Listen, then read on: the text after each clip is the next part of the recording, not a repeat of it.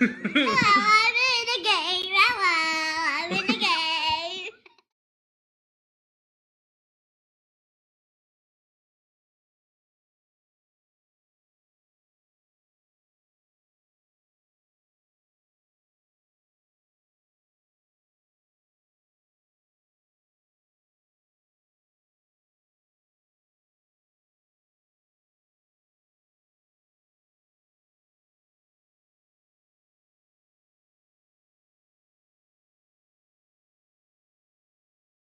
Hello, I'm in a video with my daddy.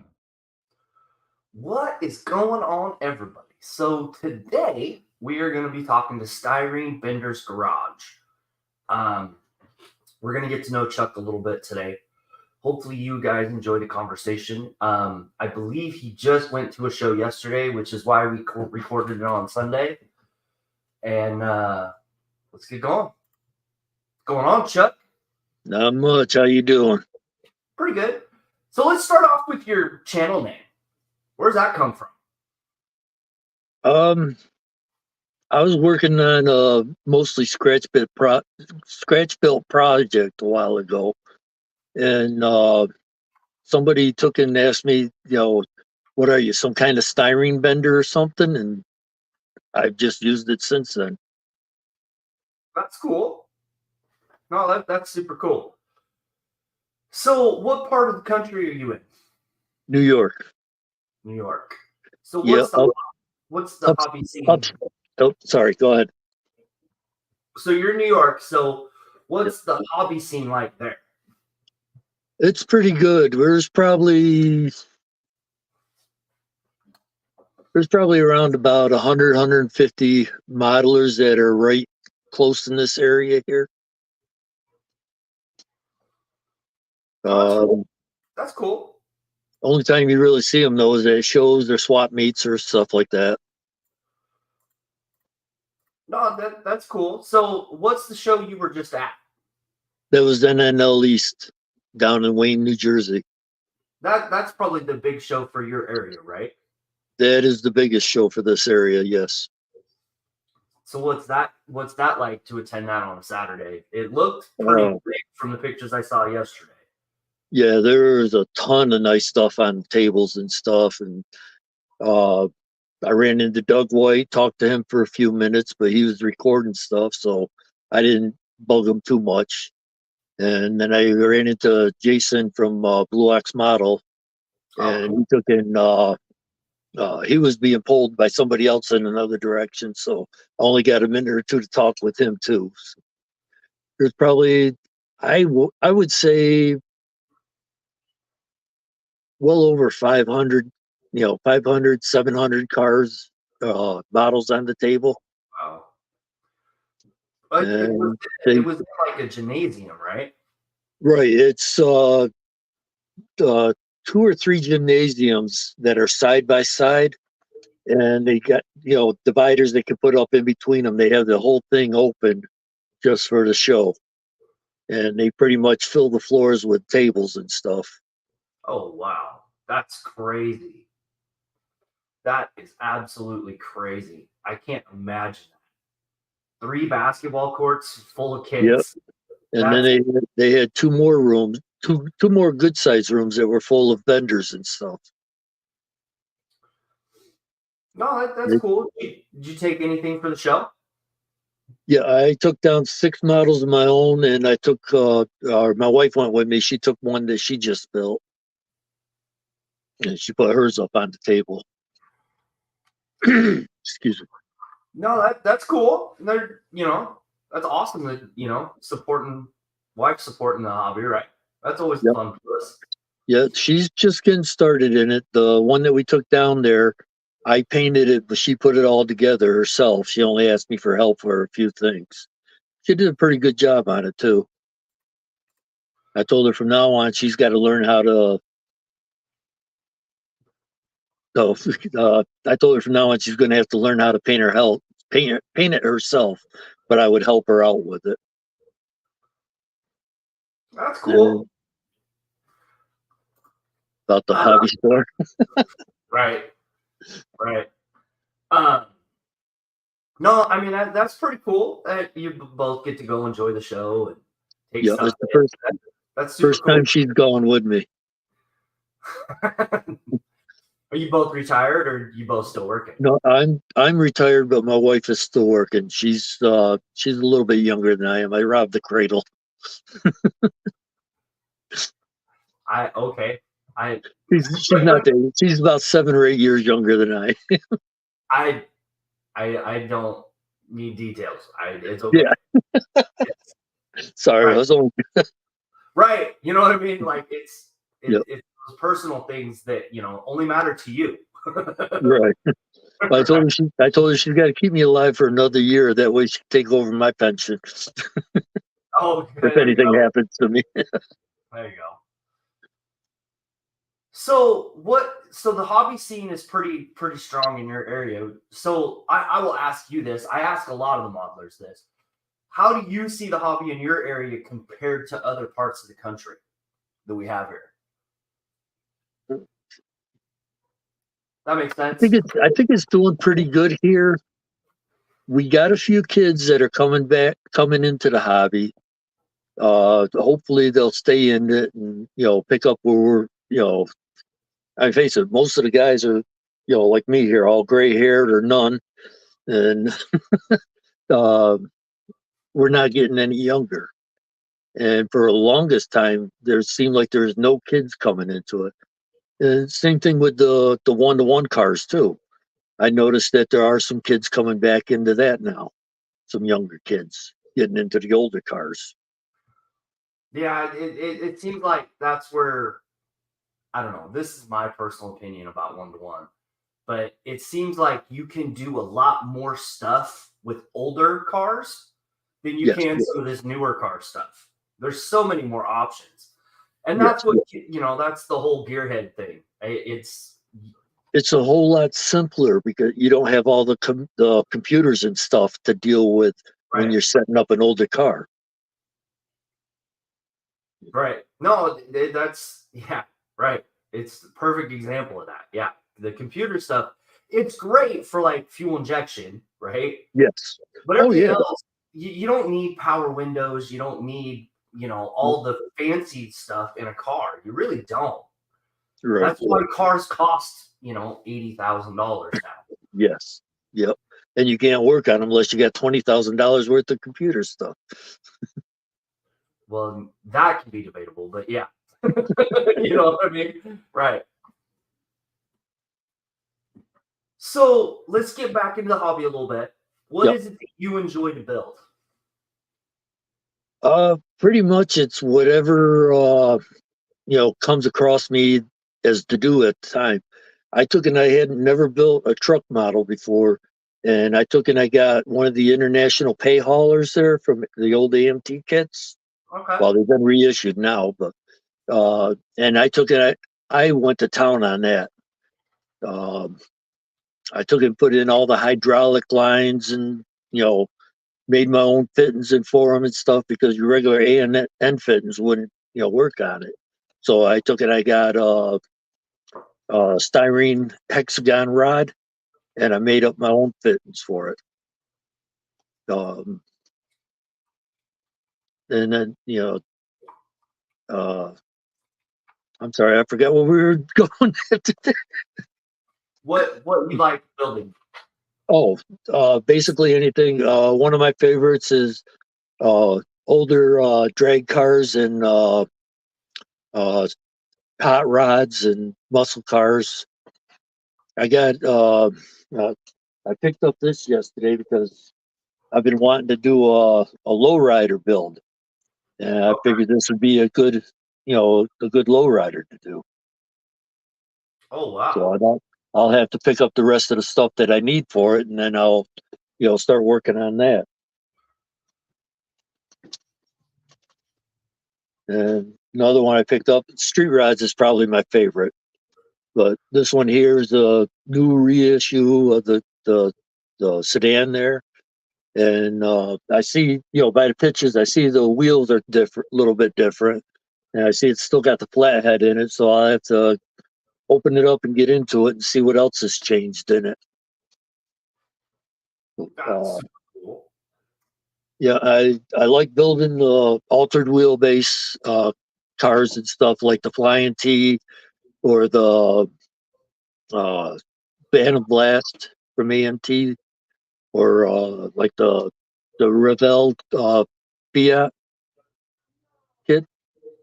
I don't know what that is, but okay. Uh, but anyhow,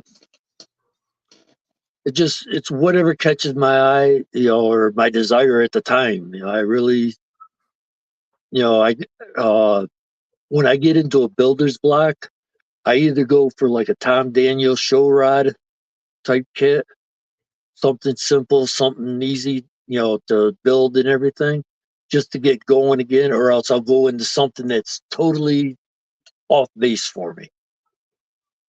Like the last time I took it, I did one of the choppers from the Revell kit choppers. Okay. There's a bunch of those, so those Yes. are pretty nice. Yeah, You and that got me going again on that. That what you doing for Cliff's motorcycle group build? No, I haven't gotten into that one. I don't have any Yamaha kits. I got a couple other motorcycles, but I don't have any Yamaha, so I haven't gotten in on that. Yeah, he's got some weird rules this year. I'm not gonna lie. Well, I've only been on YouTube here. I don't think it's even been 6 months now. Yeah, you Shortly, got coming on about a year, right? I don't think it's been a year. Oh wow. I'm trying to remember just when I got started on it. I want to say it was around October, November I got started on it. Cliff was having some trouble spraying Vallejo game colored paints. Mm-hmm. And I went through a bit while ago. And they were talking about that they were going to get rid of all the lacquers and stuff like that, and you weren't going to be able to get them anymore. So I figured I'd better learn how to use the acrylic paints. So I experimented around with it, and I figured out how to work the model colors to pretty good. So I made a video on it to try to help out Cliff on it with it, and that's basically what got me started there. Yeah, I was gonna say that's how I found you was Cliff's channel, so that makes sense Yeah, now. That makes Cliff's channel was the first one that I got onto, right, and then Brian's and a couple others and stuff, and now I'm looking for all the lives every evening. right, right. Which is awesome. I think when I want to say since COVID, I'll start Yeah, with since COVID. yep, Um, there's probably one or two a week, if that. right, Right. right, right. I'd seen videos by modelers on YouTube before that, but I never realized there was such a community of them Right. until I got in with Cliff. And now there's almost a live hangout every day. Oh yeah, Pretty cool. yeah. Sometimes YouTube don't want to show them to me, but I found a couple of them after they're pretty well winding up. It was like, well, why wasn't I able to find this when I was punching in live on the search bar? I don't know. For me, what I've done lately is on my phone. When you look up YouTube, it has a category with live video. Yeah, If you just click that, all the live videos will show. That's how yeah. I've been doing And it. I'd go through them looking for a Right. group build or a live stream for the models and not see it. And then I'm flipping through YouTube later on after I've watched a couple other videos or whatever else, and then, oh, there's a live. How come it didn't show up when I was looking for? Right. So since you've only been on YouTube for 7, 8, 6 months or so, how do you personally like the YouTube experience? Oh, I You like it a lot. videos, or you pretty much getting? I think I've pretty much fallen into it. I see myself being here for a while. I haven't always been a big talker per se, but as long as there's a conversation going on, I can keep putting my part into it. And to thinking, when I do the videos is when I have the most trouble is trying to talk to this phone here rather than, an actual person. Right. But, like a face to face like we are right now, I can, usually keep up with the conversations and stuff. No, that's cool. I will agree. That is the hard part, I think. Yeah, It's I think super. I'm getting better at it, but it's taken a while. But once you get kind of the hang of it, it gets better. I think. I mean, I could be wrong, but it to me it seems like it gets better. Right. And I don't edit videos, so whatever I have like, I'm not. That's why I like doing the live stuff. It's you get what you get, and Right. sometimes it's good, sometimes it's bad, but it always is about mid keel for me. Yeah. Anyway. And I'm new to YouTube, but I've been building models since the late '60s, mid to late '60s, somewhere's around in there. Oh, I okay. think when I joined the Army, I said, okay, I'm done with it. And I got rid of everything that I had at that time. And then after, I got out of the Army, it's like, okay, I got back into it. And it's like, geez, I wish I kept all that stuff I'd gotten rid of. Yeah, right. That's right. All Right. right. No, I totally get that. So you've been building a very long time. Yes. How do you like the progression of the kits over the years? Oh, the progression of the kits is great. The new kits have so much more detail into them and are so much easier to work with than what the older kits. I mean, they're easier in the sense of detailing them. They may not be easier in the actual building of them because there's so much more and there's so little parts and stuff. The parts are so small. That creates its own problems, especially now I'm getting older and my hands don't work quite the way. And every so often I got shakes in my left hand here that don't help out any. And I've gone, I've done a few just box stock kits or builds here lately, just to, keep going at it, messing with the drills and stuff and trying to get, uh, everything working that way. Sometimes be a challenge, but the kits are awesome. And I've had, kids, well, how did you handle the kits back then? The kits back then, that was all we had. They were top of the line when we were building them. And, now it's kind of nostalgic to go to the old kits and stuff. You just got to keep in your mind what you're getting into. So what's the best kits back then? Because no, right? Yeah, Revell, subject wise, it's MPC and AMT had the market on subject wise. They pretty much kept up with it. You had your annuals year after year. Revell was more along the lines of your gassers, which were a pain in the butt back then. Anybody that's done 41 Willys pickup from Revell knows how difficult they are to build, or the Henry J. Getting the suspension and everything set up and everything is it's kind of tricky.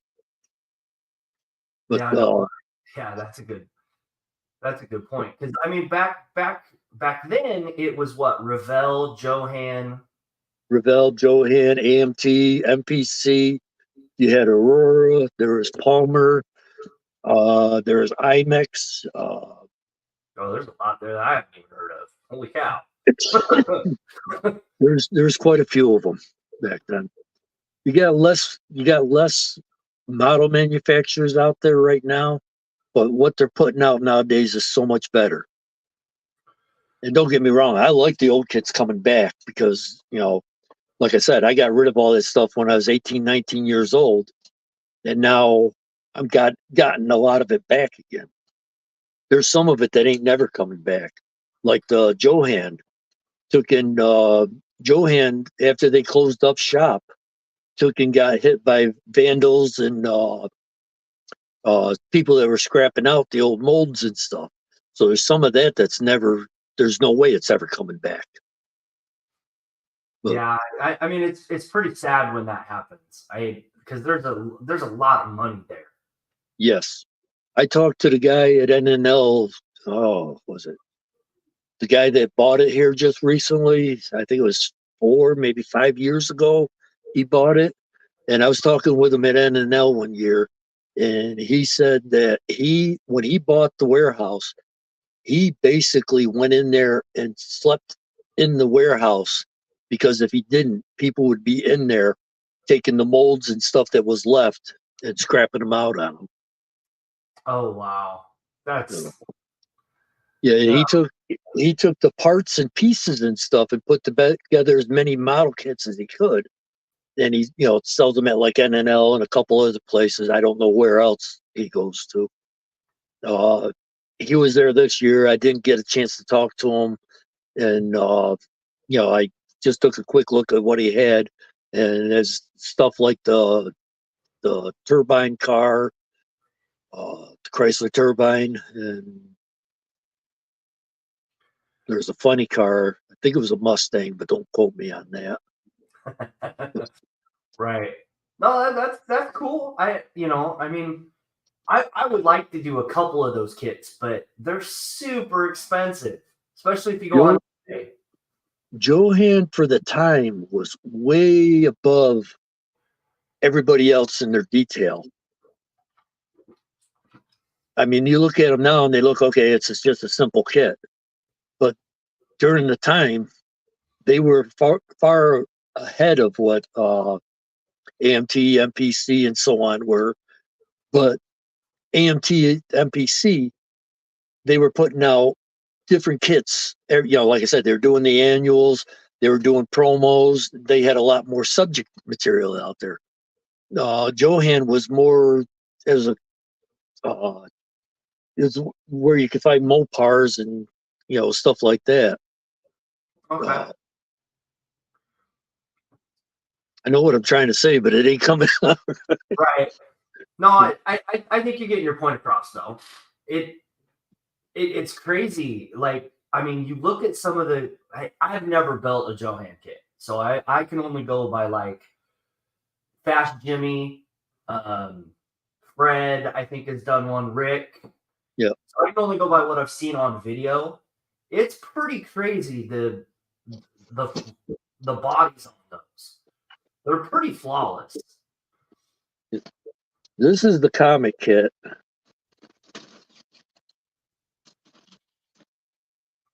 And as you can see, I got some wires and stuff going on it. But the intake on this was 4, 5, 6 pieces just for the intake on it. And the carburetors, they're kit carburetors. Right. But a lot the early MPC and AMT, they didn't look like a carburetor. It was just a block of plastic. And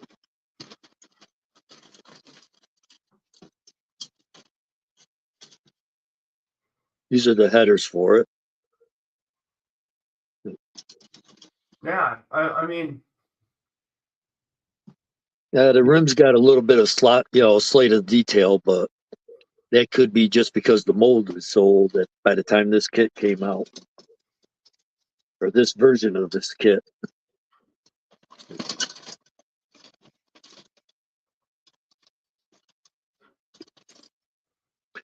These are spacer plates for the carburetor. I used the other ones that they had.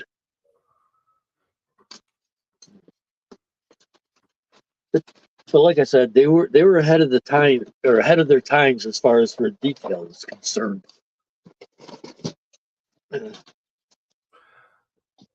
yeah, Go ahead. I mean, it's pretty crazy when you get down to how it's changed over the years. Oh, It yeah. is crazy when you get right down to it. And I think a lot of the new kits now they're trying to like produce them or produce the prototype in 3D printing now. I think that's what they're trying to do now. Yep. Well, there's a lot of similar between making a 3D print and the old CAD designs that they used to make the molds and stuff with. Right. There's a lot of similarity between them.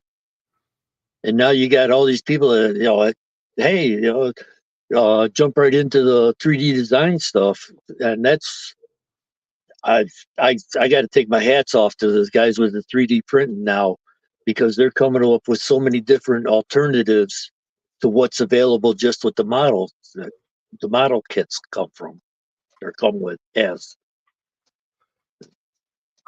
Yeah. I mean, it's pretty crazy.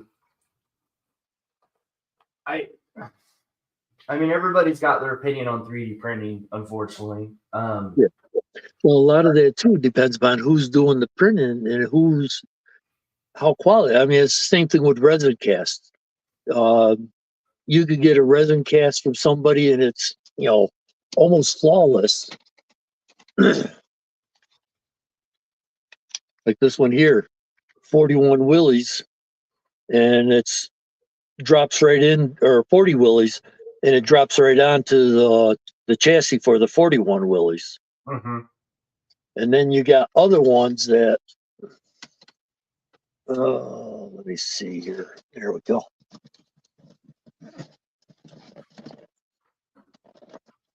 You get them and you open them up, and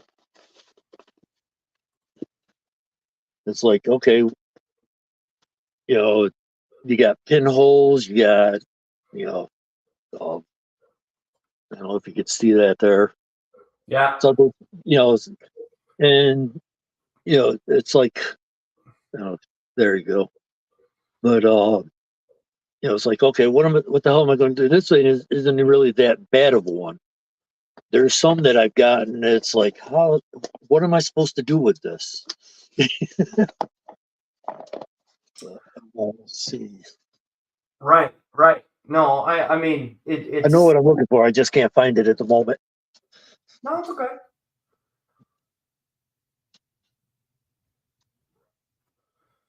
So you were showing a figure before we started. Okay, yes. Second. Yep. This is from Jimmy Flintstone, and it's solid resin.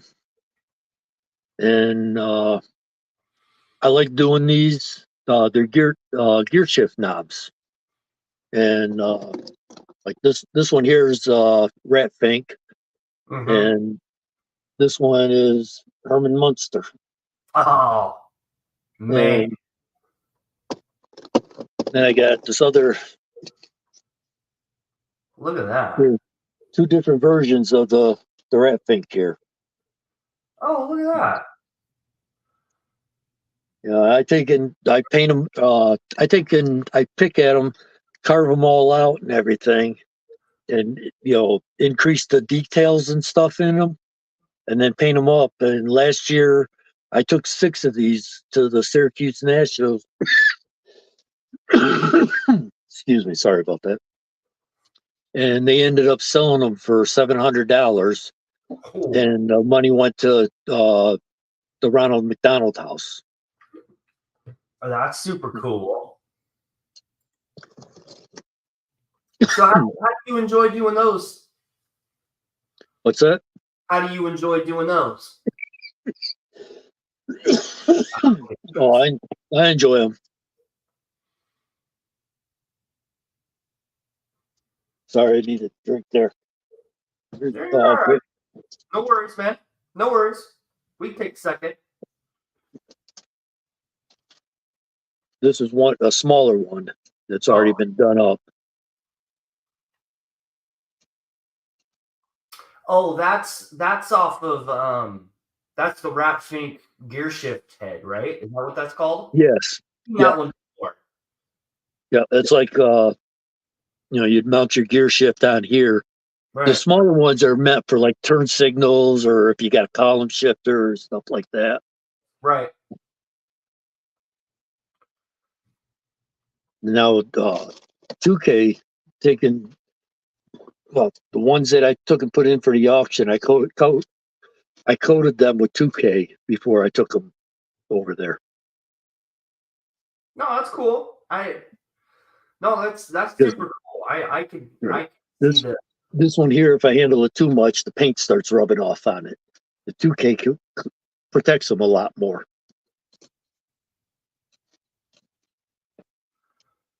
yeah, that's super cool. I will be paying attention to those videos when they come out. I super like those. Yeah, I'm a big rat feet guy. over by the paint booth here. I got 5 of them that I'm working on right now. Oh, super cool. So how do you like that compared to a model kit? I It's different. I do more of the models than what I do with the figures there. Mm-hmm. What have I done? Probably been doing the figures probably 8 to 10 years now, Okay. and I got some 125th figures that I'm working on that give me a little bit of issue. They're a whole lot smaller than these are. Right. But I mean, at the end of the day, it's a lot of the same techniques and stuff. You just Yeah. a little bit different, right? Yes. That's why I think everybody should be learning how to do figures because it Right. really helps model building. At least I think. And a lot of right along that same line though, pay attention to the aircraft modelers, the train modelers. You know, you learn you can learn a lot, from them, especially along the lines of weathering and scratch building and stuff. Yeah, absolutely. Well, and like tabletop gaming now, that's Yeah. become a huge thing with kids. Yep. And Yep. it's crazy that whole Let me development. grab this real quick here. Okay.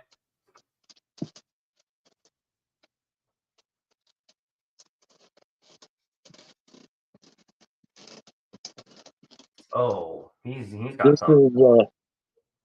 is Dungeons and Dragons, Black Dragon that I'm working on.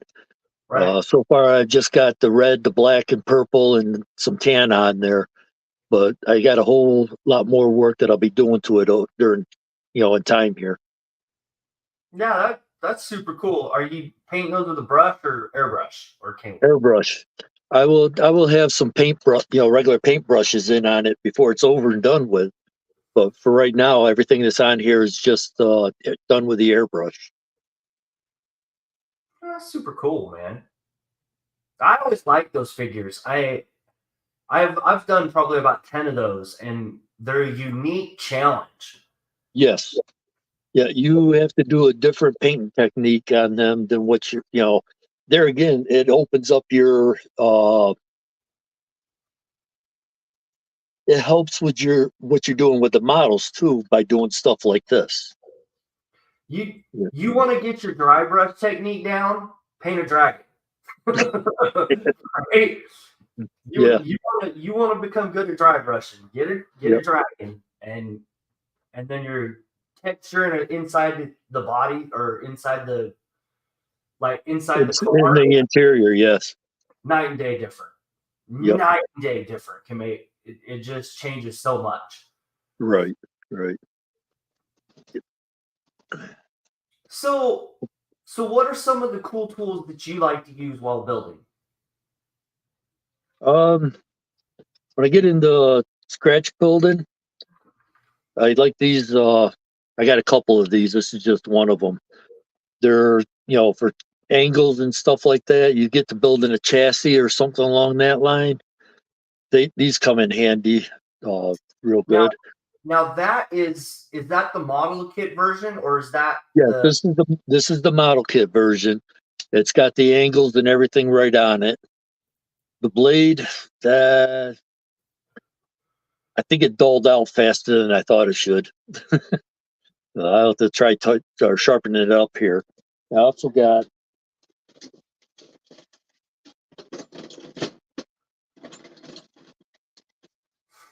I got two No. sets of these. They don't have the angles on them, but the blades are, they get dull. You pull the blade out, and then you can replace it. Still had a couple pieces of scrap that were left over from the last time I used it. Sometimes I wish they'd take that black handled one you have in your right Yeah. hand And then put the angle on it. on that. That would make that thing so much better. Yeah. Yep. You know, Yep. I truly agree with that. And this is another version of the same thing.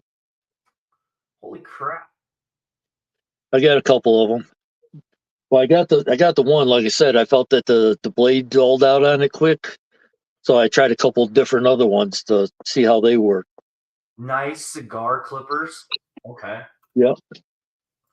I think that's another name for them, I think. And I see a couple of guys using torches and stuff. I actually have a heat gun that I use. It's like a modified hair dryer.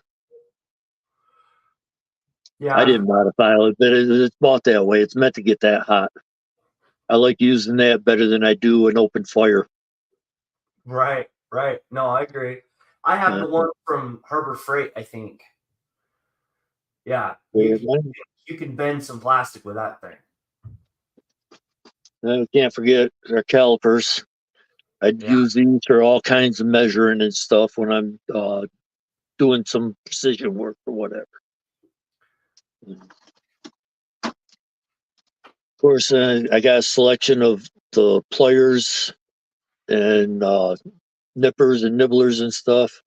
These ain't I would like to get a set of the God's hands, but they're like $40-$50 a set. So I ended up getting these. These were 20 something. These are working real good for cleaning off the stuff off the spruce. And of course, I got all the knives and X-Acto knives and bigger knives and stuff.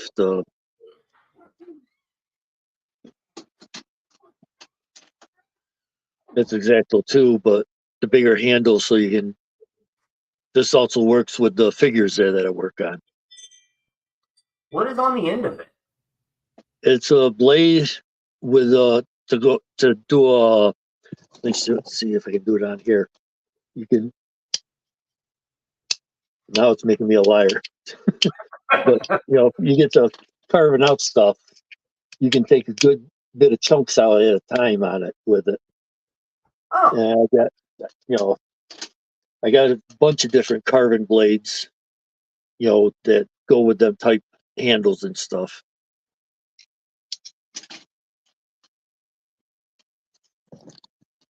I think that's Lewis's kid. What's that? That's Lewis's kid, I think, Andrew. Yes, that's Andrew there. Hi, Andrew. How you doing? And everybody else out there, how y'all doing?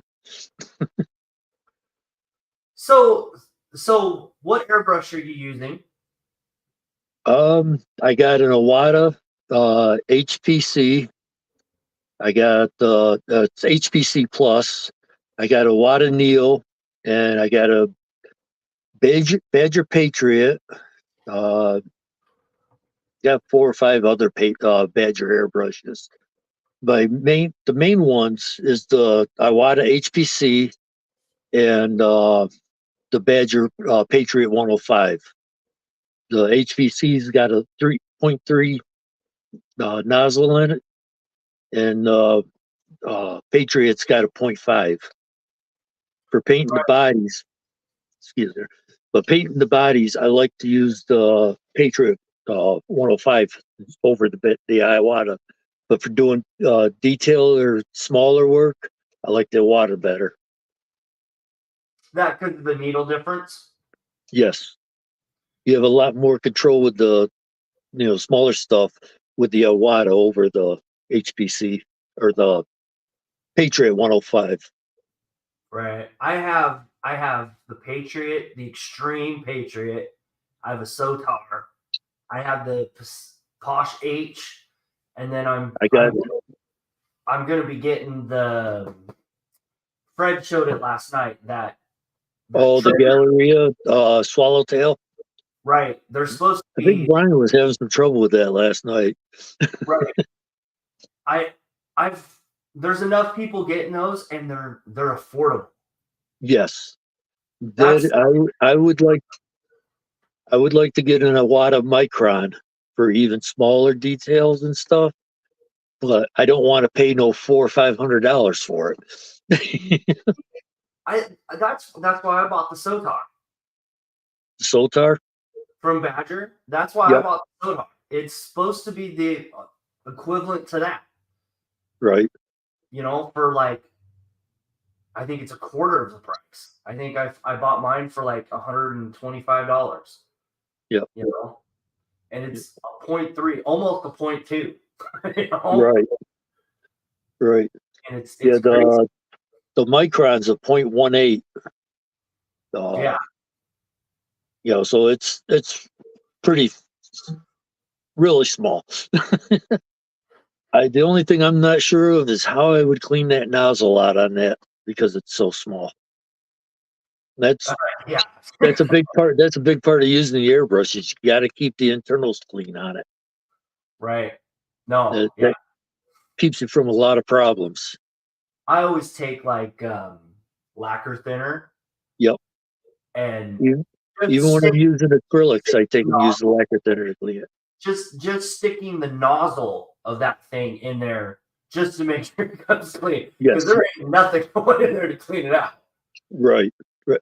Hey, you give me a minute here. Okay. Oh, he's gonna probably make me spend money. Oh man.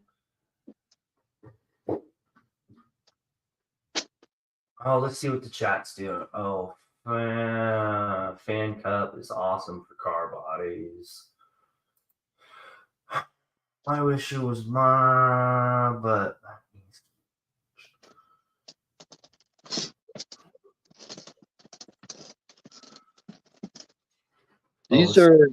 These are dental picks, and they're just a real. Hang on a second. Let me open this one up.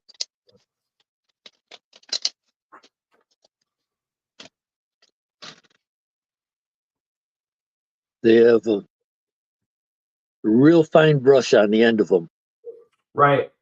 I and have a bunch I of those. use I use these for cleaning the nozzles on the airbrushes. That will not go in the Sotar. No, That will not go in the Sotar.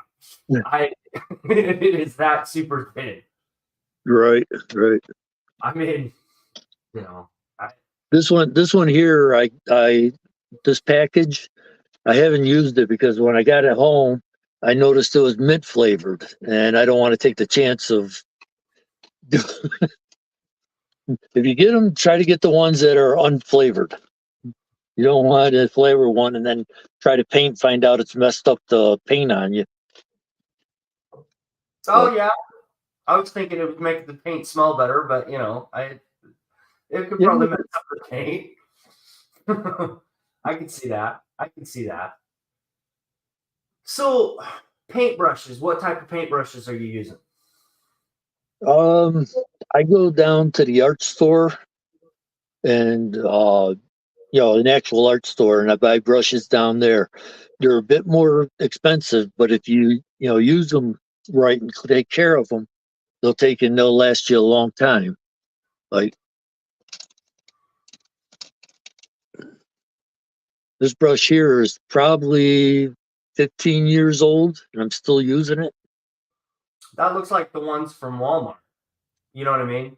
Yeah, this one here was before I started buying the better ones, Yeah. but I mean it's still usable and everything.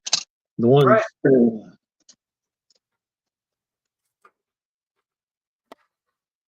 This is Princeton Velvet Touch. This is one that I bought at uh, the art store, and this is different bristles are meant for different things. This one here has got the flat tip on it or the flat end on it, and they use this here for fading. Taking if you'd have your paint down on it already, and you bring it along and just pull it lightly back across it, and it would fade the paint out. That's more for weathering and stuff. But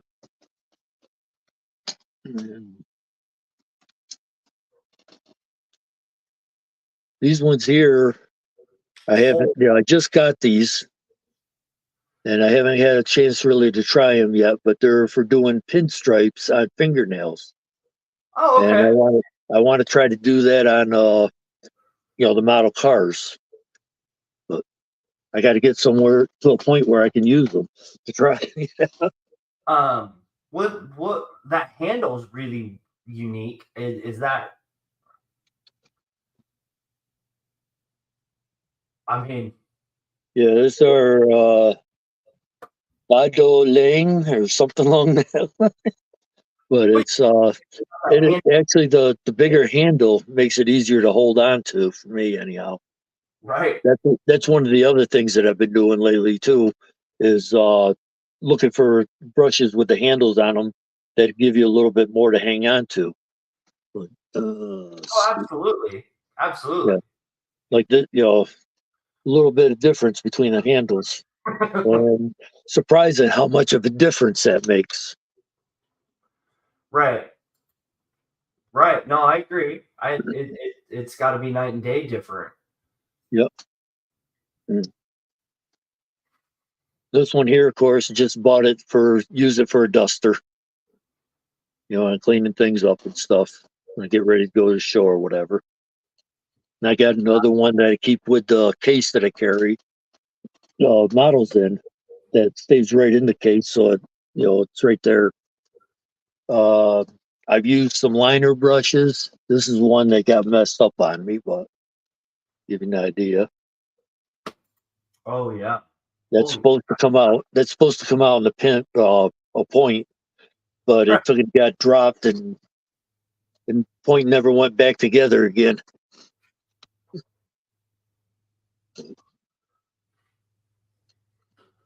Yeah, Master Touch stuff. Yeah, I've got a bunch. Master Touch. Yeah. The ones that I get, I think that's the ones from Hobby Lobby is Master Touch. Yeah, that or Michaels. It's one or the other. Yeah, Master Touch from Hobby Lobby. And this one here is to replace the one that I just had out that the point was all messed up on.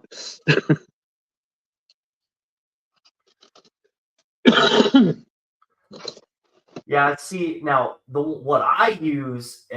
Brian and probably Chuck and Fred will know what I'm talking about. But do you remember the old shaving soap brush? Oh, okay. Shit. I use the makeup brush for Right, dusting them off too. right, because the bristles are so super long on those. They work great for the soft kits. That's what I use. I mean, it's somewhere down here though. Okay, so last thing we're gonna cover is paint. What are you using for paint? Of course, I got old standby the testers. Okay. And then I got a couple dozen of these Model Masters left over that I'm working through. Okay. Uh, I think that's the stuff they don't make anymore, right? right, the Model Master line they don't make anymore. And because where I bought collections a couple of times, I've got a pretty good selection of the Model Master paints. And so far they're holding up. I've had a couple that dried out on me, but nothing. They've been more in the smaller bottles rather than the Model Master bottles. Oh, And of course, you got the Vallejo, Jacquard for acrylic paints. I like using the Createx.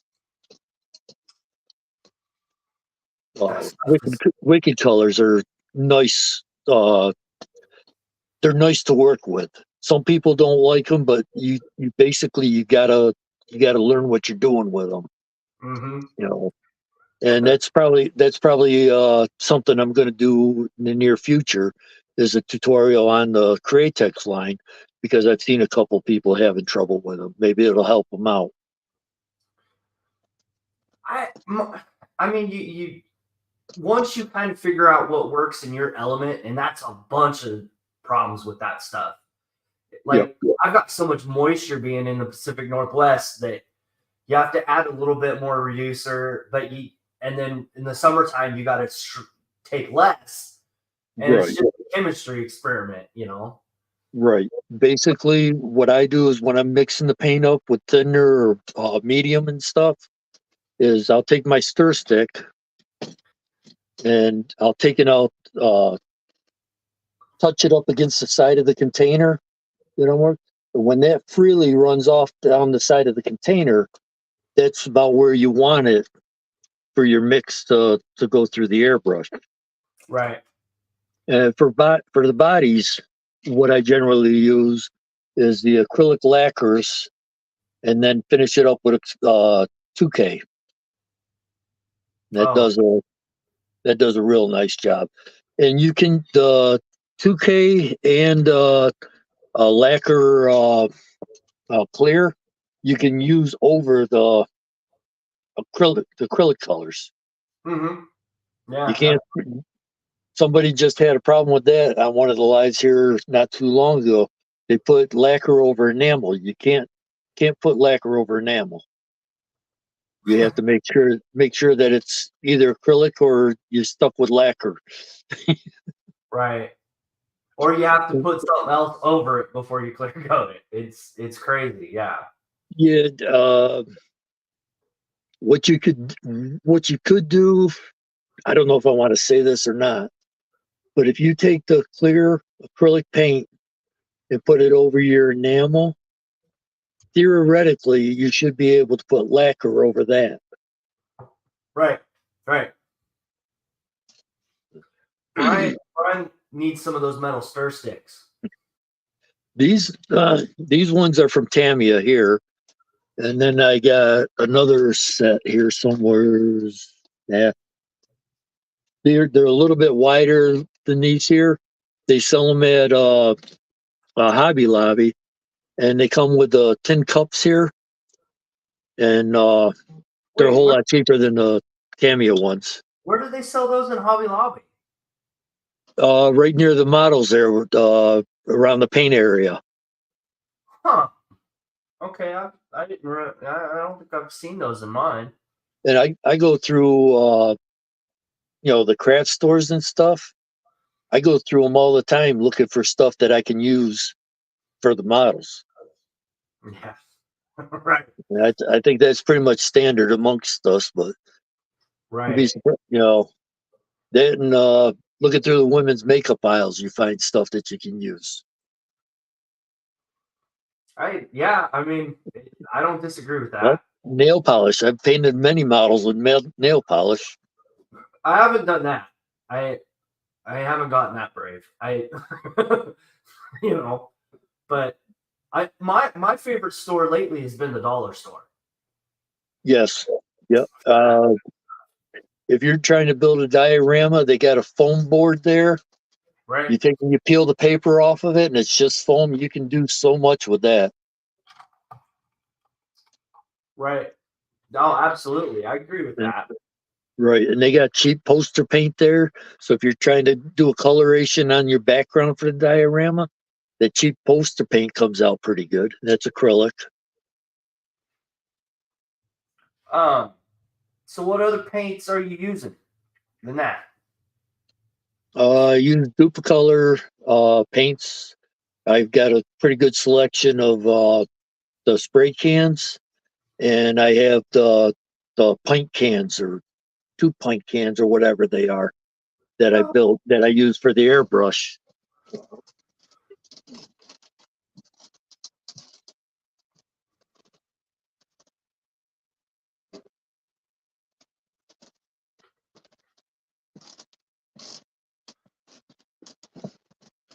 These are the I use through the airbrush. They're expensive. They're about $40 to $50 a can, but man, you get a lot of models done out of them. See, I've got the filler primer version of that. Yes. Yep. I got some of that over there too. The big gallon can of it. Right.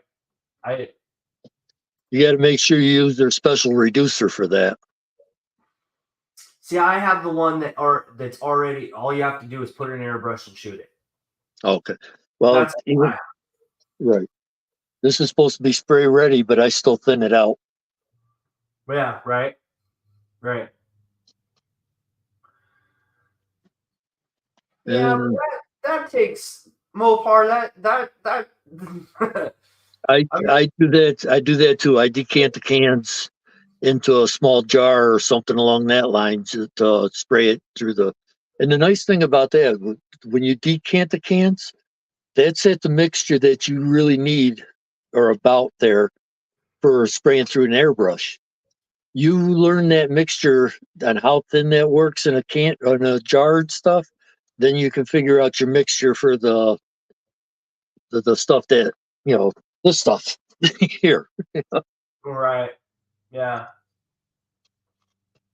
I took this stuff. I tried spraying it through my airbrush to begin with, the Awada one, and it wouldn't spray through the Awada. It still had to be thinned down. When they're talking spray ready, that's for the automotive spray guns, not for airbrush. Oh, okay. Okay, I got Now you. you can turn up the air pressure and get that to flow through it. Maybe get it to flow through it. But I try to stay maximum 25 pounds. And then, yes, I use the 2K Clear. It's just, I think I ordered it off of eBay, to be honest with you. I haven't used any of the 2K Clear, even out of the spray can, just because my wife and son have asthma really bad. Yeah, I got asthma too. I haven't been brave to try that yet because I just don't want that stuff in the house. I keep them close by me. But you know what I mean. I mean Yes, that's I got a paint booth. The paint booth that I got pretty much takes the fumes and everything out of the house, and I'm on an upstairs level rather than a basement. Oh, okay. There's crawl spaces down in the basement, and it's all sand, so you don't want to try to build models down there and paint them. But I mean, that's my whole issue with trying to use some of the 2K Clear and stuff.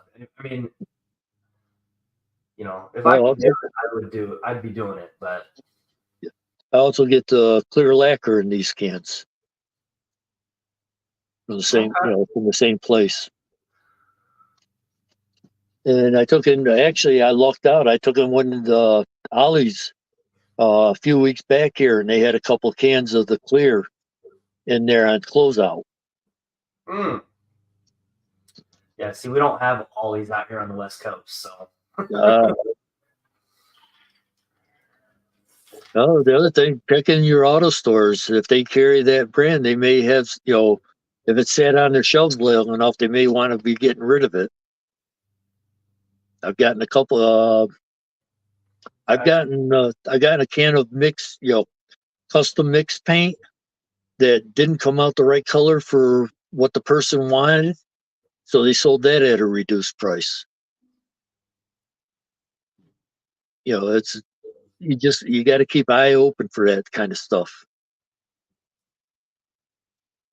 There again, every time I go into Hobby Lobby or any of the other stores, one of the first places I check is the clearance areas after I check the models.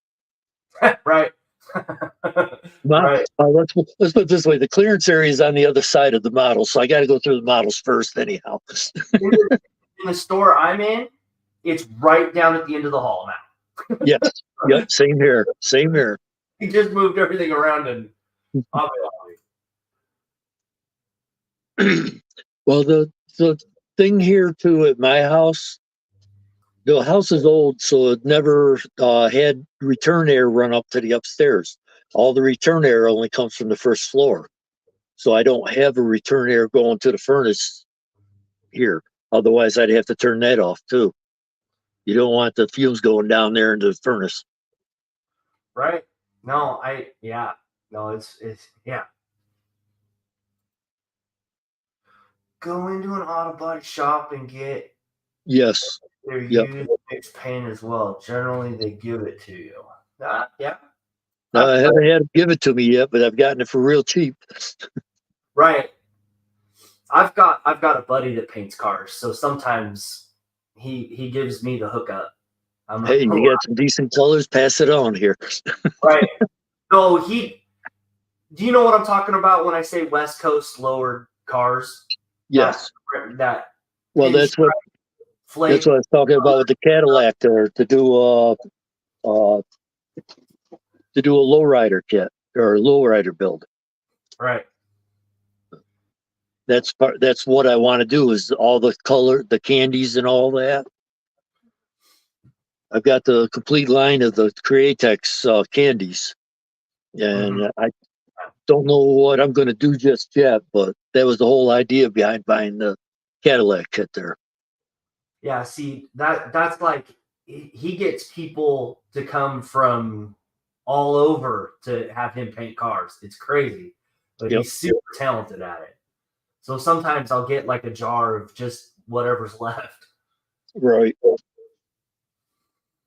I've done some experimenting. I found out that I can get through the Patriot airbrush. I can get this real fine glitter to flow through it, and then take and use the candies over that. Oh yeah, absolutely. Yeah. And then I've also brought a couple things of jacquard pearls for mixing into the paint, and those are real nice. They come out real nice. But that's what they're meant to. You mix them in with the clear, and then spray them over whatever color you got, and it's like a mini version of a flip flop paint. Okay, that's cool. And it's just more different stuff to work with.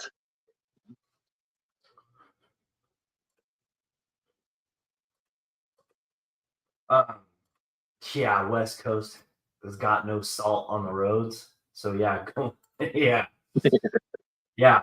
He's not wrong. Well, they call Syracuse the Salt City, so you can guess what I'm riding around in the wintertime. I mean, we do, but it's like for like weeks, not like months. You know, Right. like parts of the country. You know, we normally have 6 months of summer and 6 months of winter. oh, see, that's not here. We have probably 10 and a half months of rain and about 55 days. Yep. So of summer. You know, some of July, some of August, and the first part of September. You know, it's crazy. Usually September, the weather starts taking a downhill turn. It goes quick. I mean, you literally could have 80 degrees one day and have 30 degrees the next day. Yeah, right. I've actually seen it drop 60 degrees in one day. Warming back up, it takes a little bit longer, but that same thing. Warm up, usually right about now is when things start warming up. So you got a spring and fall. You got a spring and fall in there, but you don't realize it so much here. It goes quick. Oh, okay, that's cool. So, out of some of the kits in the background, what's some of the ones that you're looking forward to building? Now the 32 Fords are one of my favorite. The Willys is excuse me. This is these kits are another one of my favorites. And as you can see, I take and label what's going on with inside the box. So if I take and I go away from it and then come back to it 6 months later, I know where I'm going. Another one of the favorites lately has been the Camaros from Revell. I've been doing a bunch of them. Oh, that's cool. Uh, I'm working on a senior build right now. It's an older funny car kit. It's a '69 Camaro funny car. Oh, that's And cool. this is an older kit, and it needed a lot of work on it. That red Bondo stuff.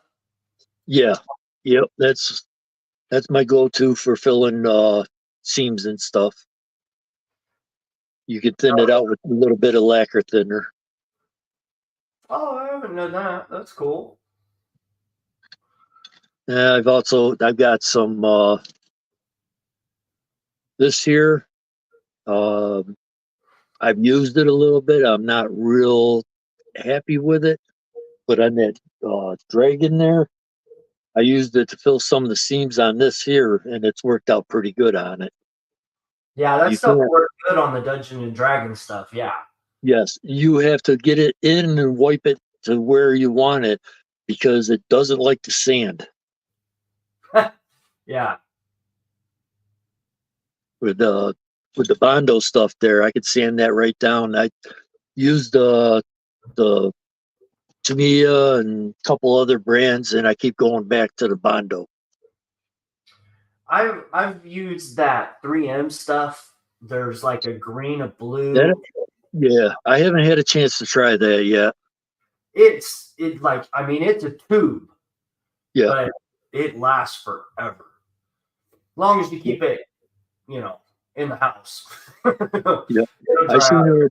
out. I just picked up some of the 2-part pot buddy for models here. I'm not sure where I got it at the moment, but I seen a tutorial online for doing welds on a tank model, Mm-hmm. and I want to try that on some of the car models. Different places where there be welds that you really can't see. In the molding of the kits, or if I do scratch with milliput, that's it. That's the 2-part putty that I'm using to try to do the weld seams. Oh, Brian's got. I've never used that tip either, but I'm Yep. definitely going to try it now. What I do, I can find my thing here. There it is. Nope, no, it's not. When I'm working with it, I'll take the blade like this here, and I'll dip this in lacquer thinner, and then use it to smooth out the areas that I'm working on. And I got uh, some other tools like this. I do the same thing. I'll dip this into the lacquer thinner and then use it on the Bondo to spread it out. To thin it to make it finer.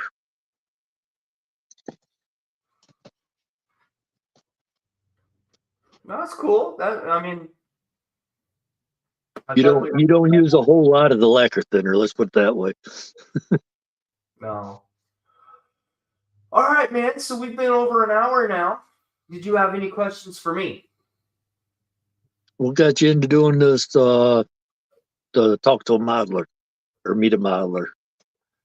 So I was doing this podcast with Mark and Gordon, and I bought this StreamYard service, and I was going to try to get him to use that because it's super easy to. Well, except for today, it's been super easy. But I paid for it, and then they both decided we weren't really going to continue doing the podcast. So I was still paying for this, and Right. I want to say it was right before COVID, right? Yep. And Dirt Pit was the first guy I brought on here to talk with, and everybody seemed to like it. And then I set up 4 other ones, and we were just going to see how it goes. And this is about a month before COVID hit. Yeah. And COVID hit, and then it just took off. And I more or less stopped last year because it's been kind of a challenge to get people to come on. And it's not a knock on anybody. It's not, A lot but of people are afraid of public talking or public speaking or however you want to put it. Even though it's just, you and I talking back and forth right now, they right. know that they're talking out to a bunch of people, and sometimes it scares people. Yeah, I mean, Fred was one of the guests on there. I mean, it was super fun. I mean, from when that started to when I ended, I'd probably done 2 or 3 interviews just on my own that was really successful on that. And yeah, it's been super cool. I mean, there's like 100 of these, and I've been kind of playing around with doing like a 2 or 3 week segment and then go away for a little bit, because you doing this every week is a chore. Oh yeah. I don't think I'll be doing that ever again. It'll be every couple of weeks or something, or when you get a couple of people lined up. right. I mean, Sorry, I was laughing at what Fred Henry said there. And like other people are kind of trying to do something similar, and there's 4 or 5 guys doing it now, so it's right. And there's so many channels now too, and because I don't have as many subscribers, I get lost in the shuffle a lot too. So right.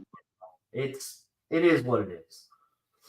I mean, I'm still going to do it. I think it's just not. It's going to be in like a 4-week segment, or like a special event's coming up, so we're going to talk to that person. It's going to be stuff like that, I think, going forward. I think it's a good idea. I mean, it's a way to get what other people's perspective on why they're doing this and how they're doing things and so on. Like just you today, I've picked up 3 things that I'm gonna have to go try now. It's just that we'll see how it goes. Right. And that's the cool part about these is conversation and getting the little things that you do out of you to help other people. I can see that.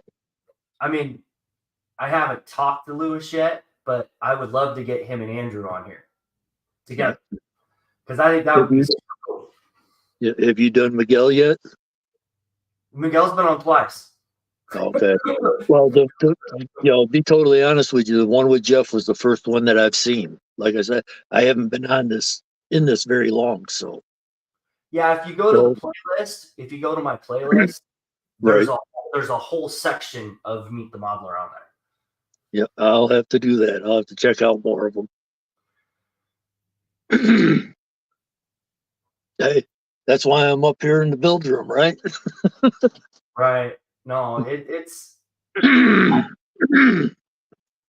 super cool what Fred's doing. I'm not gonna lie. It's super cool, because when you're at a show, if you really think about it, there's probably about a 2-3 hour break there after you put in the kits and you've looked at everything. You got to kill probably 2-3 hours of time before the awards come out. Yeah, I seen the one that he did just recently here. That was the first one of those that I seen. I like that too, where he sat down and they're talking in a circle there. I mean, it's super cool. I'm not gonna lie. No, I'm really enjoying the community here. I enjoy this more than I do some of the modeling clubs in my area. Yes. Yeah, I used to belong to a club here. There's 2 clubs that are right here in this near immediate area here. And there's a couple of conflicts of interest, basically, and I dropped out of the first one, and the other one, I'm friends with them, and before COVID, we used to get together and do a build night type deal, and I was always welcome to go, with them when they're doing the build night. But the first one there, I took and I asked the person, it's like, how did you do that? I can't tell you. That's a secret. And that turned me off from the first group there. And, so in this here, it's more like I am. I know something. I don't hold it into myself. Sooner or Right. later, I'm not going to be here. The things I know are going to be forgotten. The perfect example is Chris Cortell. Yes. That's the perfect example. That guy, I'm really thankful. I can't think of the guy's name now, but he's been uploading all the videos, Chris's old videos, to YouTube because they Same thing with Don Yost. Somebody out there is putting up his past videos and stuff. Right. I just seen that a couple of days ago. That's not under the Don Yost deal. It's under something else. Like, I'll have to go back and see if I can find it again. But yeah, I've seen someone starting to do that too, and those were some of the first videos that I started watching on YouTube. Was Don Yost, and I took and picked up from others from there, which eventually led me to the community here. Right. So, Brian, I have my opinion on this, why I don't have as many subscribers as everybody else. It's because I don't do just cars. I don't do just military. I don't do just figures. I do a lot of different stuff. So you don't see the same thing from my channel week to week to month to month to month. That's the problem I have. That's my opinion on that. Well, that's what my wife says about me is I need more hobbies. Well, like, she's saying it sarcastically because I do photo photography and I do airbrush paintings too. Right. I mean, when you go from doing something like this to a car to a plane, you're showing different things all the time. And, I'm not going to say the YouTube community has got its clicks, but we really do, if you think about it. Which is one of the greatest things that I thought I saw was where the UK and our community here got together over that deal there with the person we can't mention. I'm super impressed on how that turned out. Yes, that turned out real good as far as I'm concerned. Yeah, I'm super impressed how that finished out. I'm not gonna lie, I had to delete an episode, but I replaced it with 4 others. So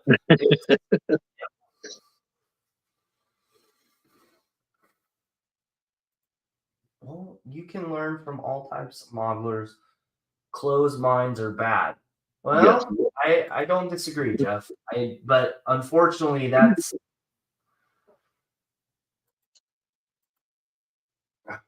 BNF.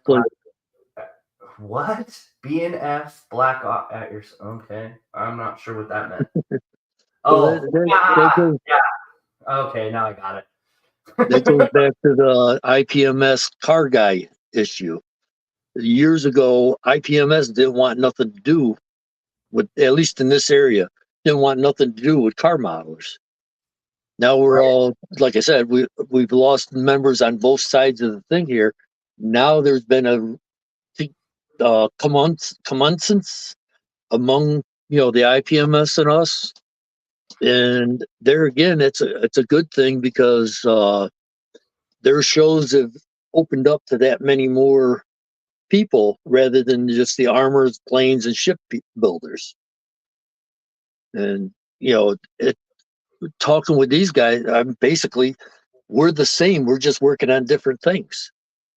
Right. No, I agree with that. Here in my area, we just had a show in my small little town that we invited a bunch of the bigger groups around us to. Yep. And I had to check the car guys because they were complaining there's only 2 categories. There's only 2 categories. But we had every category from figures to sci-fi to ships and I said, we don't have enough room for 4 categories just for cars or 5 or 6 categories for just cars. You're limited to 2. Pick one. Sorry, but there's more than just cars in this hobby. And they've gotten around it's here they've gotten to where they've opened up a lot more car categories than there's probably 5 to 7, maybe 8 of them that they've opened up here for the SeerCon show.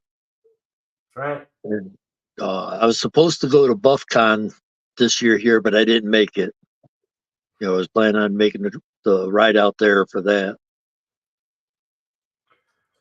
Yeah, they have, and that's why I was saying, I was making it to around this area because I didn't know what the IPMS area, modelers did outside of this. We had the guys ask us one time. It's like, well, why don't you guys come to us? I was like, wait a minute, you didn't want us here. Yeah, But I mean, now it's we've become we're not necessarily in the IPMS club, but we are part of their shows and everything around here. right. No, like I said, it's getting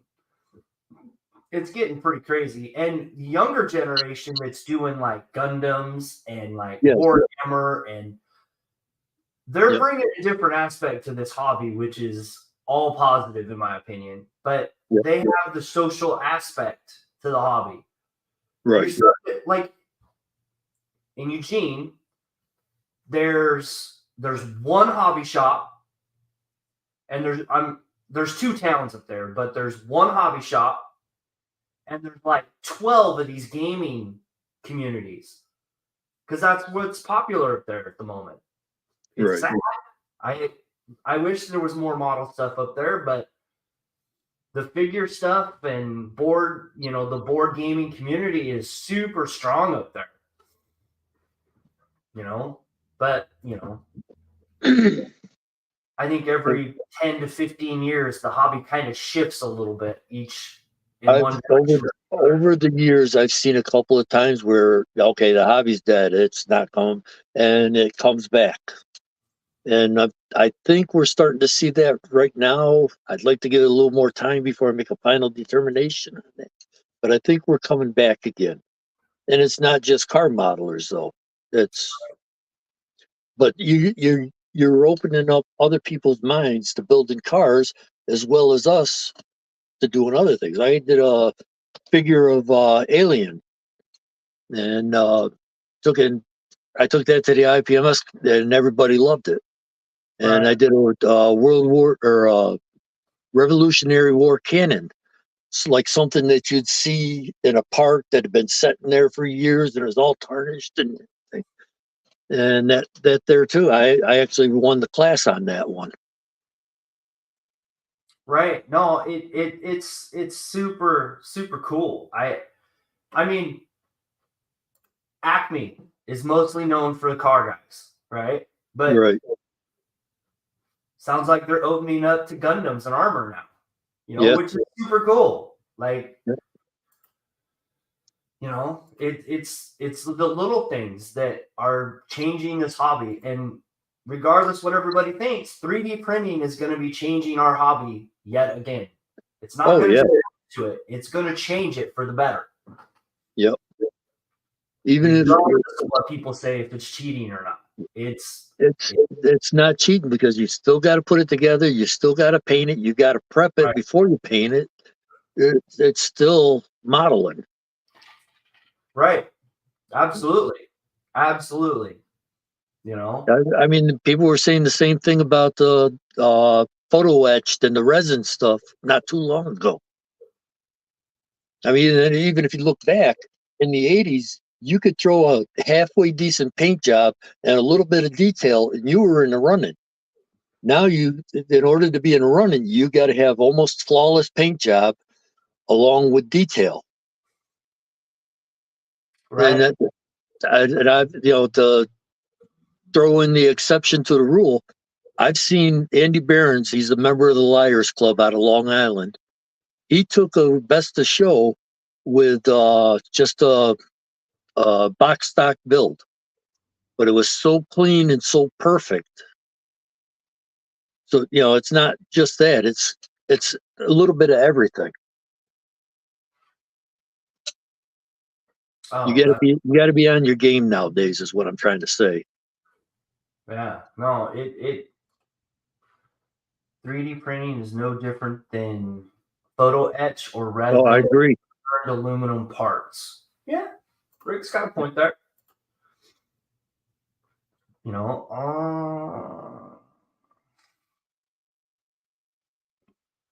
yeah, I think there's a couple manufacturers coming out of, I'm going to say, Europe that are absolutely going to be, I think, taken off because you're starting to see different types of kits that aren't I, out there.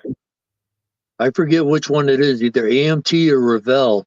It's got a place set up in Revell. It's got a set up in Poland, because when all that stuff was going on with the COVID and everything, they were able to get kits out of the Poland shop that they couldn't get out of the Chinese shop. Right. I mean, I don't know if I've got a friend that lives over, I think it's Japan, I think is where he's at now, but he's lived in that part of the world for 20 some odd years now. And he says the modeling community there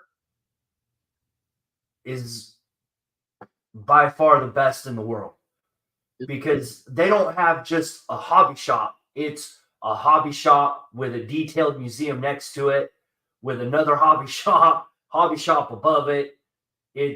And they have a model show once a week. Not, Okay. It's back in the 60s and 70s, every right. town had a hobby shop in it. It may have been a slot car track, but they carried models. Or it may have been the tethered cars. My grandfather used to build the tethered cars back in Right. the day, plus airplanes and stuff. And there was there's hobby shops all over the place. Almost every town had its own little hobby shop. Well, see, in my area, the only reason we have one hobby shop is because the railroad guys. Yeah. The railroad guys are taking over the hobby shop.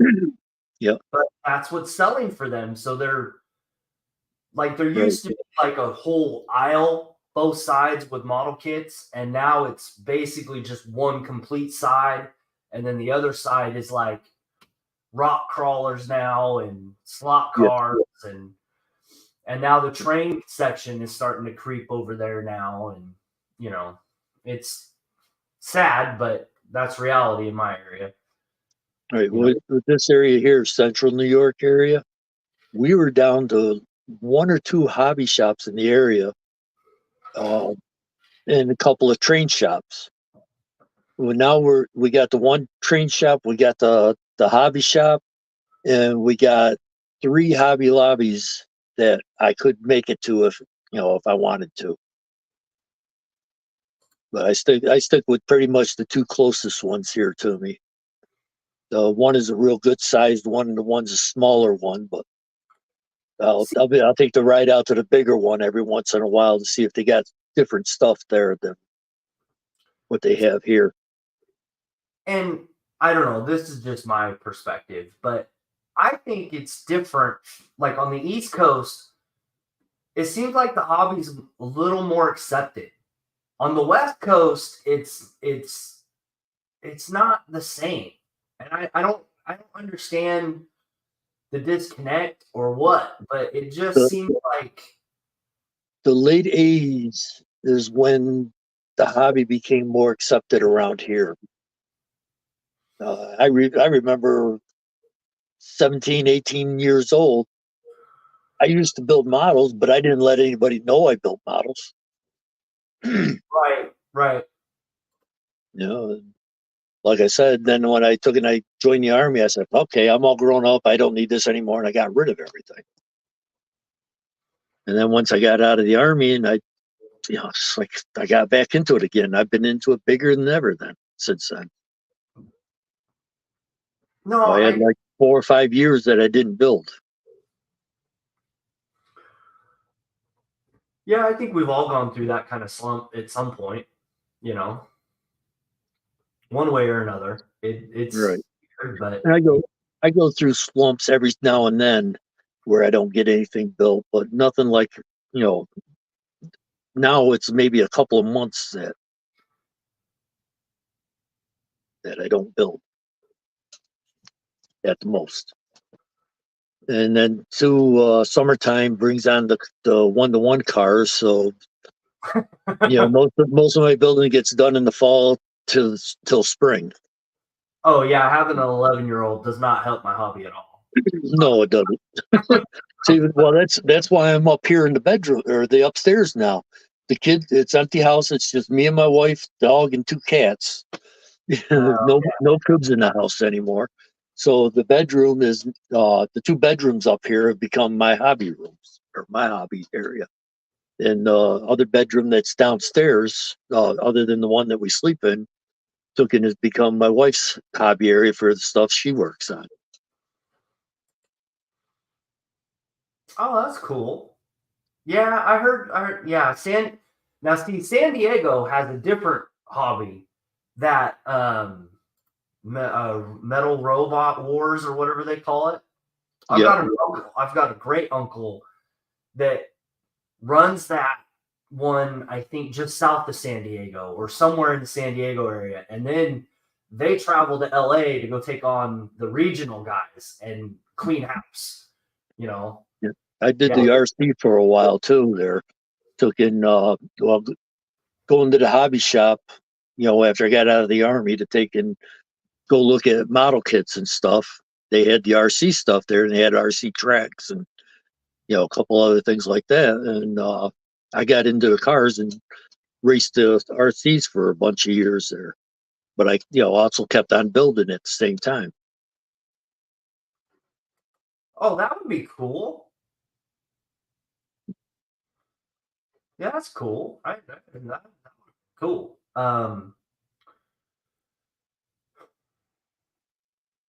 Wait, what? San Francisco is covered in it. Okay, maybe he's talking about that. No, I think they're talking about something other than models there. Right. Yeah, maybe. But you know. Maybe they're making a feces sculpture. Yeah, yeah. West Coast, yeah, let's not. I could go off for an hour just on the homeless problem here. Oh, I've seen plenty of videos on what's going on there with the tents and everything outside of you know, you get the tents out along the road, and then you get the mansion in behind it with a fence in between it, and all over your streets and everything out there. We got some of the same here. There's this couple of years here has been more beggars on the corner of the street than I've ever seen in my life. I'm going to change the subject, but Yes. it's super bad here right now. And I don't it's So what kind of models do you like to build? so I'm all over the place. Believe it or not. I don't just build cars. I like lately I've been on the figure kick. Yep. You know, like Warriors. Oh, that's not going to show up, but I've been on but I'm going to be pulling out like a Warhammer thing. I'm going to be pulling out yeah, I've got bunch of helicopters up there that I want to build. There's a B-52 bomber that's the 172 scale, I think. So it's a big friggin' kit. That's not going to be an airbrush. That's going to be a body gun. You know. Yeah. But yeah, that's some of the stuff I when I get modeler's block is when I switch switch Yes. to something completely different, and then I'm off and running in that direction. That's kind of how I've always operated too. I don't like just doing one thing either.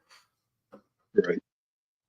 I mean, that's just me. Like, I mean, this is the fan favorite at some of the shows that I've done. But this thing, and this is just the upper body. That's just the upper body. Wow. The Is that lower one of body. them Bandai kits or something like that? No, this is a Warlord Titan for the game board. Oh, okay. Yeah, That's where the Warhammer stuff. right. Like I said, this is a super fan favorite at some of the shows I've gone to lately. And they get mad because I don't put it in the contest to enter because it gets first every time because it's fan favorite, right? Yeah. I don't think it's fair to, enter something. I don't mind taking it to a lot of the shows to show because it is super cool. It is super cool to look at, but Yeah, actually, there's been 2 years or 2 shows with the IPMS that I've gone to, one in Syracuse and one in Albany. The winning model was actually a truck model. yeah. Different models between, different builders between them. But truck model won at the one in Syracuse and the truck model won at the one in Albany. Oh yeah. I bet.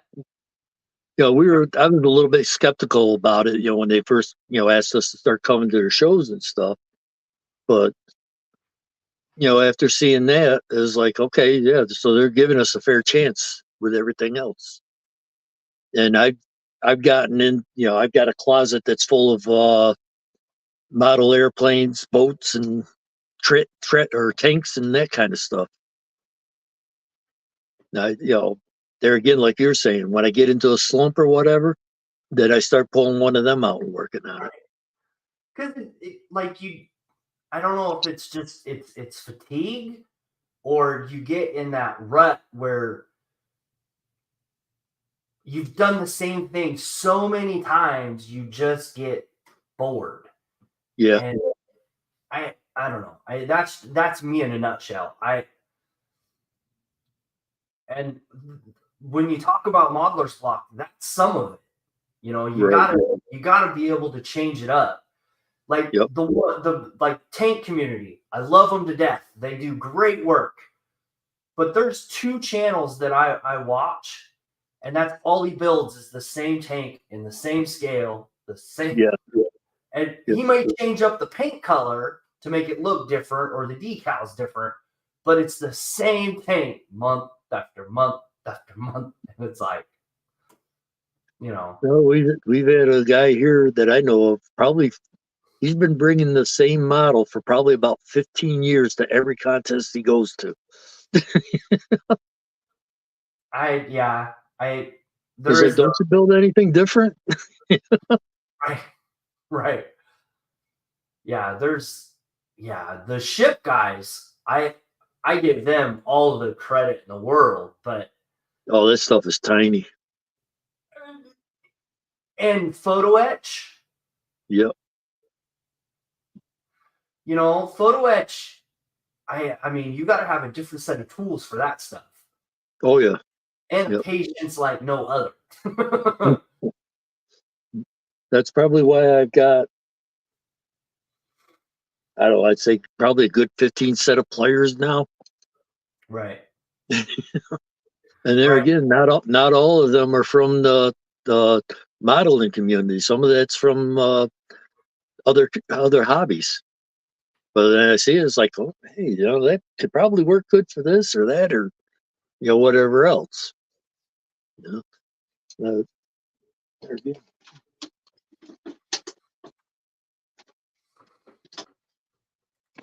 These I just recently got. They're from the bead community. These are great for turning up a spring or curving up wires for fuel lines and so on. They're just They work good for it. Those are for like doing The beads. Right. But it's that kind of stuff that I look for when I'm, cruising through the hobby shops, or not the hobby shops, but the craft stores, looking for stuff that I can use for doing this here. It's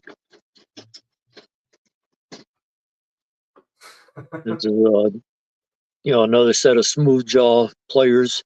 It's out of Pakistan, but I forget just what department I found them in.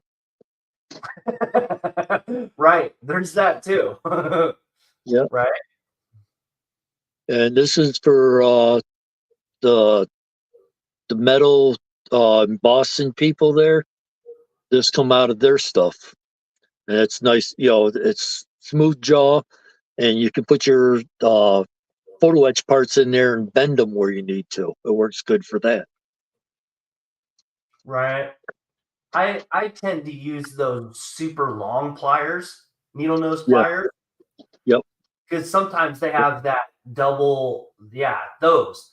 They have that double tab that you have to bend to a certain, and it's like, yes. Yeah. Yep. I mean, one day I'll get a photo etch bender, but probably not.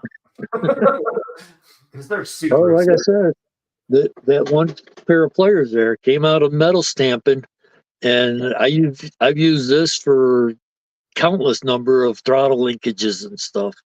Right. Like I also said, I've been doing a lot of box stock builds rather than putting detail into them lately here. Right.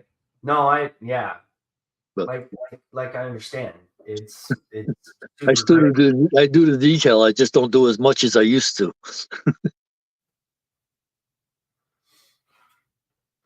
Well, I guess it depends on which jewelry tools we're talking about, because jewelry tools they do get expensive. Yeah. Well, the wider flat pliers that I was just showing, that was about $3 or $4 for that pair. Right. Well, anyway, man, we've been on about an hour and 42 minutes. Did you have any other questions for me? Not that I can think of off the top of my head. Okay. I will talk to you in a minute, okay? All right. All right. Thank you for coming on, and like Thank you for having me. I will talk to you in a second, okay? All right. All right, buddy. That was Chuck. Hopefully you guys learned as much as I did today. I did get some good tips out of him today. But next week we're gonna have Scale Model Outlaw on Sunday because he has a show on Saturday. And then you guys will hear who's going to be last, and it's going to be a good episode. So I kind of dropped that hint yesterday on Brian's live, but I will see you guys next week.